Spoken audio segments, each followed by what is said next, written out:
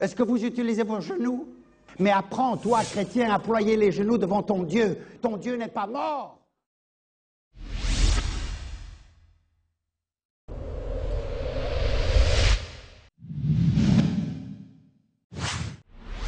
Bien-aimés, c'est l'heure du choix.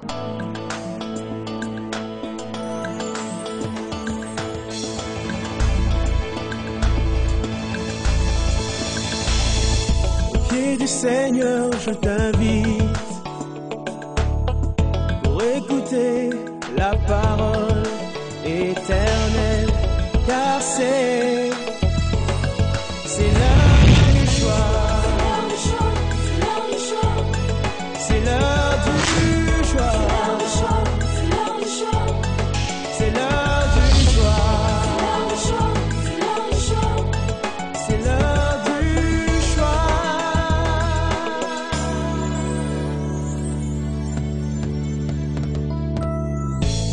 Bon appétit, bon appétit. Et Jésus. Amen. Alléluia. La joie du Seigneur, c'est notre force. Alléluia. Amen, amen. Notre Dieu est bon. Et il ne cesse de renouveler sa bonté chaque matin. Ce matin, sa bonté est sur nous. Amen. Elle est renouvelée sur nous. Nous prenons nos Bibles. Nous ouvrons dans le psaume 34. Nous prenons le verset 19. Ensuite, nous lirons le Proverbe 4, verset 18.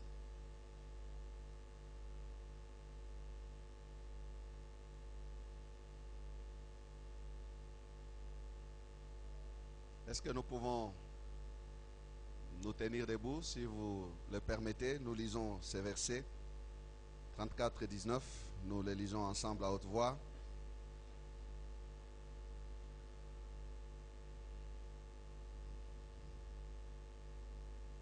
Je me souviens de l'orateur de dimanche passé qui disait: nous allons les proclamer. Alléluia. Nous allons les proclamer ensemble. Amen. On y va.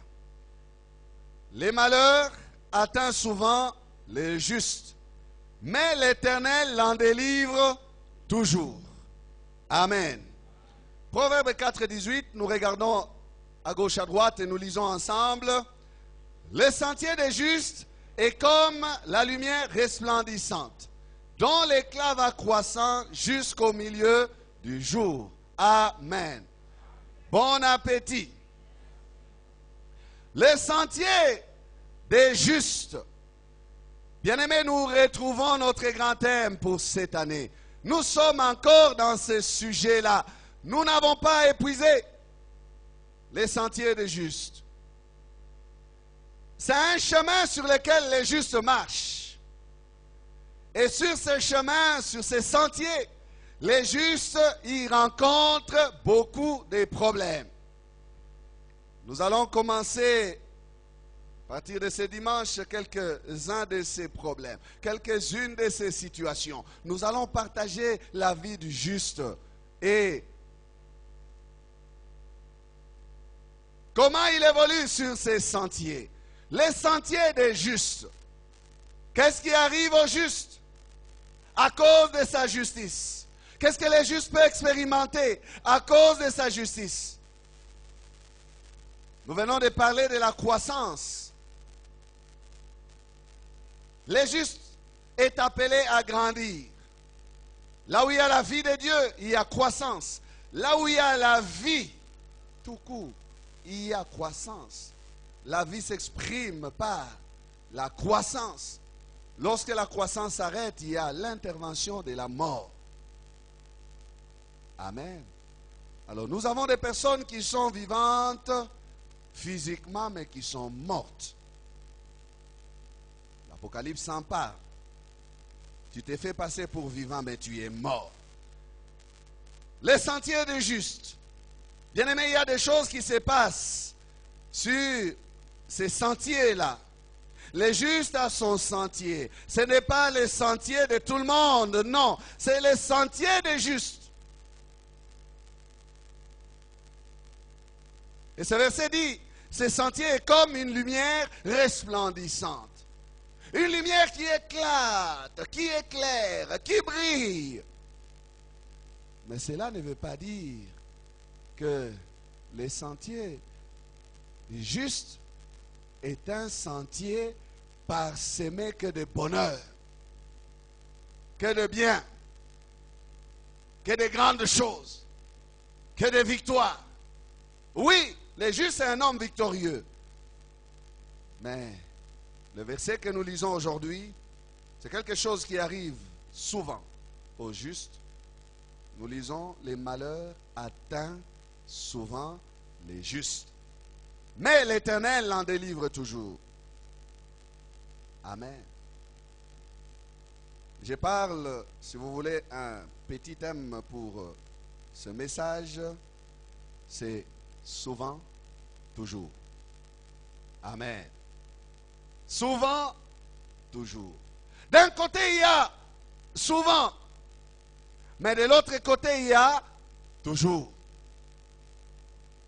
Le malheur atteint souvent les justes, mais l'Éternel l'en délivre toujours.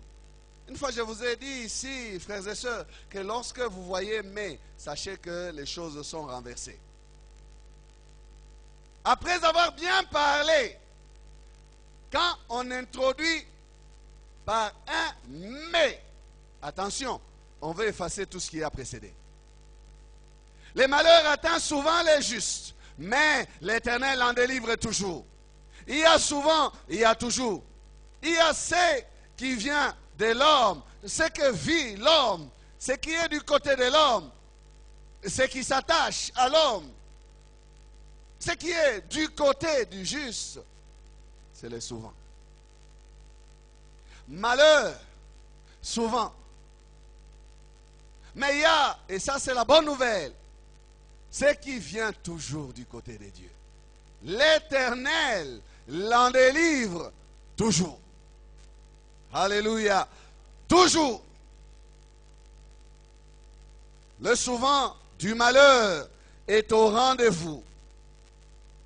Mais il n'y a pas que cela pour les justes. Il y a aussi ce que Dieu réserve toujours aux justes, sa délivrance. Amen. Le souvent du malheur est là de l'Éternel. L'Éternel en délivre toujours. Les justes sont souvent dans le malheur. Ah, c'est un constat du psalmiste. Il a constaté que les justes sont souvent exposés à des situations difficiles. Les justes sont souvent confrontés à des combats. Les justes sont souvent confrontés à la douleur, à des situations désagréables. Mais il n'y a pas que cela que les justes expérimentent. Il dit, mais l'Éternel l'en délivre toujours. Et c'est ce qui fait ma joie ce matin. L'Éternel l'en délivre toujours. Bien-aimé, qu'est-ce qui est plus fort? Qu'est-ce qui est le plus fort? Qu'est-ce qui est le plus constant? Qu'est-ce qui a une plus grande stabilité entre souvent et toujours? C'est toujours. Amen. C'est toujours. Souvent, ça peut signifier plusieurs fois. Souvent, ça peut signifier régulièrement peut-être, ou même irrégulièrement. Pas d'après des périodes fixes, non. Même espacé.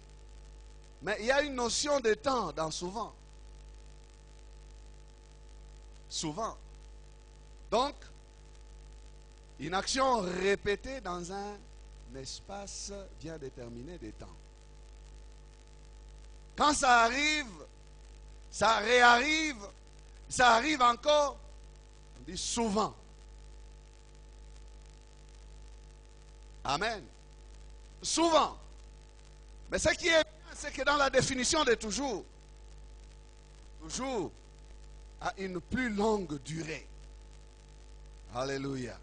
Plus longue durée que souvent. Toujours n'est pas dans une période déterminée, non. Toujours s'étend jusqu'à la totalité de la période. Alléluia. À la totalité de ces temps. Et le dictionnaire, lui, dans les autres définitions qu'il donne à toujours, nous dit que toujours, ça peut signifier aussi éternellement. Alléluia. Éternellement. Quand je dis à toujours ou pour toujours, donc ça reste comme tel. Ça ne pourra pas être changé. Parce que c'est pour toujours. Amen. C'est pour toujours. Définitivement. Même quand les malheurs changeraient de forme et ils surgiraient, parce qu'ils surgissent souvent, toujours sera toujours là. Alléluia. Toujours sera toujours là. Parce que toujours est plus stable que souvent. Toujours a plus de force que souvent. Toujours a plus d'impact que souvent. Toujours est plus fort.